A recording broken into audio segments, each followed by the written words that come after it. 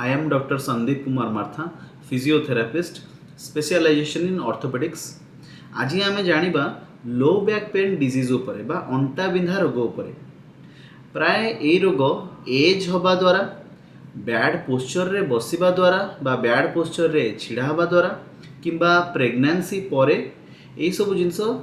आसी थाए किछिटा केसेस रे इंजुरी परे भी ए जिनस देखा जाए कोठी पड़ीगले आमे किंबा कोठी माड़ हो गला तापरे भी यही पेन आसबार बहुत चांसेस रही।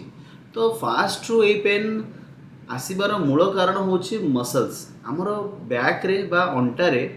बहुत गुड़े मसल्स अच्छी ता भितरु किछि मसल्स आमर स्ट्रेंथ रखिया पई सहाय्य करती अंटार स्ट्रेंथ रखिया पई सहाय्य करती बा अंटा को सीधा रखिया को सहाय्य करती। अधिक समय से मसल्स रो यूज हवा द्वारा किंबा एज बढ़िबा द्वारा से मसल्स अफेक्ट होता बा स्ट्रेन हुंती ता द्वारा प्रथमे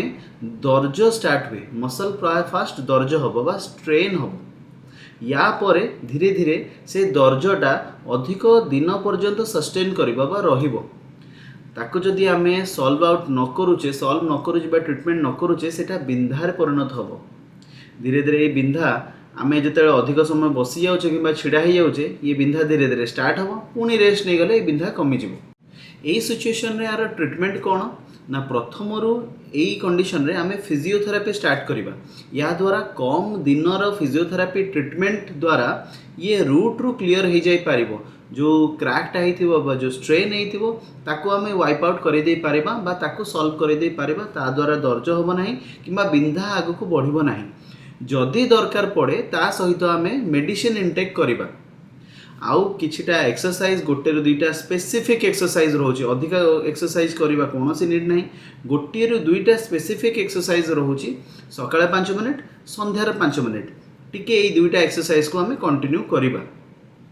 या द्वारा आमे कोन करिबा प्रिवेंट करि परिबा जे आगु को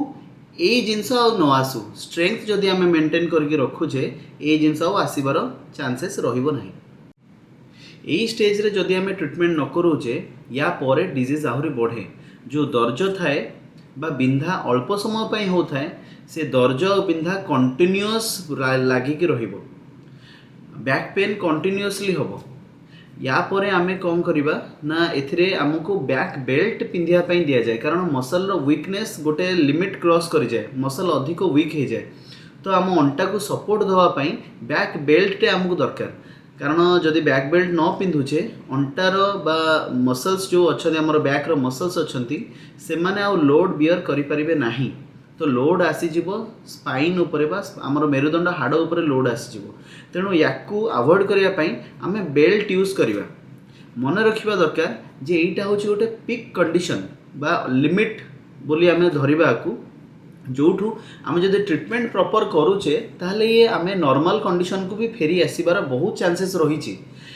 फिजियोथेरापी द्वारा आमे नॉर्मल हबा बैक बेल्ट को पुणी आउ थरे काढिबा बैक बेल्ट को गोटे अभ्यास रे पकेबा नाही जो मसल्स भितर क्रैक हेची बा डिजीज हेची ताको क्लियर करिबा फिजियोथेरापी द्वारा किछिटा एक्सरसाइज मेंटेन करिबा रेगुलर ताको कंटिन्यू करिबा बैक बेल्ट को किछि दिन पर्यंत पिंधिबा मसल रो स्ट्रेंथ आसिला परे पुणी बैक बेल्ट को आमे काढी के रखि दबा ताको लॉन्ग टाइम पई पिंधिबा ठीक नुहे केबे बैक बेल्ट को यही कंडीशन रे भी जदि आमे सचेतन होने आ बैक बेल्ट सहित अक्वेंटेड हो जाउचे बैक बेल्ट को सबले पिंधुचे ताले मसल्स गोटे लेवल पर्यंत आमको हेल्प करि परिबो आ बैक बेल्ट को आमे सबले पिंधिबा द्वारा मसल्स आउ कोनोसी लोड नबो नाही स्पाइन बा आमर मेरुदंडर हाड़ उपरे से सबतक लोड को इम्पैक्ट करदेव माने छाड़िबो या द्वारा कौन हम स्पाइन रे बा आमर मेरुदंड रे जो जॉइंट गुड़ा अच्छी से माने आर्थराइटिस हेबे बा से गुड़ा नष्ट होबा स्टार्ट होबो डिस्क कंप्रेशन होबो नर्व कंप्रेशन होबो आमर अंटारे जेहेतु कंप्रेशन होची तेणु गोटे गोड़ किंबा दी गोड़ को झिमझिम पेन आसीबो जहाँ को आमे सियाटिका कहूचे तेणु धीरे धीरे धीरे एबे रोग बढ़ी बढ़ी गला। आउ गोटे कथा आपन को सचेतन करदेवी जे ए कंडीशन रे भी आमे फिजियोथेरापी द्वारा पुणी रिकवरी कर जाई पारिबा बहुत पॉसिबिलिटी अच्छी एथिरे ए कंडीशन रे हमको एमआरआई टे दरकार पड़िबो आमे जानिबा कि को स्टेज रे बा को लेवल रे आपनकर डिस्क कंप्रेशन हेची बा स्पाइनल डिस्क कंप्रेशन हेची किंतु गोटे कथा जदि प्रथम आम फिजियोथेरापी करते अल्प दिन में सल्व होता एवं रोग बढ़ी सारी तेणु फिजियोथेरापी रे टिके टाइम लगे अधिक दिन लगे किंतु इम्पॉसिबल नुहे आम फिजियोथेरापी करी पुणी आउ थे नॉर्मल को फेरी जीवार बहुत चांसेस रही। या पर आसे आम लास्ट स्टेज। ये लास्ट स्टेज रे कौन हुए ना भितर कंडीशंस बहुत एग्रावेटेड हो सारी था, बहुत खराब हो सारी था। ये कंडीशन रे फिजियोथेरापी बहुत कम केसेस रे काम करिवो। सेटा बॉडी टू बॉडी पेशेंट को बॉडी ऊपर डिपेंड करुच्ची फिजियोथेरापी ट्रीटमेंट बॉडी एक्सेप्ट करिवो कि नहीं। देन मेडिसिन भी काम करिवो नहीं, कौन सी इंजेक्शन भी काम करिवो नहीं। तेणु ए कंडीशन रे कौन करा जिवो ना सर्जरी करने को रेफर करा जाए, स्पाइनल सर्जरी। बहुत कंडीशन रे इन माय एक्सपीरियंस बहुत कंडीशन रे भी आम यही कंडीशन रू भी पेशेंट को बैक करे नहीं किंतु एथिरे बहुत टाइम लगी जाए फिजियोथेरापी द्वारा पुणी बैक करने को नॉर्मल करने। तेणु आम अवेयर हवा, सचेतन हवा, यही कंडीशन को केमती आम प्रथम आग्रावेट हवा को दबा नहीं, प्रथम आम ताको सॉल्व करवा। किछिटा सेशन फिजियोथेरापी गोटे रू दुईटा प्रॉपर एक्सरसाइजेस द्वारा आम ये रोग को बढ़े दबानी। तेणु डिसीजन आपण हाथ में। तेणु आम सब चेष्टा करवा केमती आम नॉर्मल लाइफ को फेरिबा, सर्जरी को अवॉइड करवा। सर्जरी गोटे ट्रीटमेंट नुहे, it is the last option. जदि कौन सी कंजर्वेटिव ट्रीटमेंट जमती कि आमर मेडिसिन होगला,